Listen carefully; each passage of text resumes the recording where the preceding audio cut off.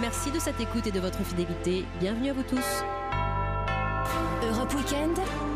Wendy Bouchard. C'est un lieu historique dédié à la mémoire d'enfants juifs déportés, la maison d'Izieux dans l'Ain, un site et un lieu de mémoire qui va faire les frais de la nouvelle politique de subvention du président de la région Les Républicains, Laurent Wauquiez, une baisse des dotations de 40 000 € selon l'opposition. Une pétition vient d'être lancée. Rémi Pierre s'est rendu à Izieux pour Europe 1. 200 000 € au lieu des 240 000 précédemment attribués. Une baisse non négligeable pour le fonctionnement de la maison d'Izieux. De quoi déclencher la colère de Danielle, une visiteuse proche d'un des donateurs du mémorial. J'en pense que vulgairement c'est dégueulasse. Parce que franchement c'est une chose qu'on ne devrait pas oublier. C'est une mémoire et il faut vraiment l'honorer. Le conseil régional dit que c'est pour faire des économies, qu'ils doivent faire des économies.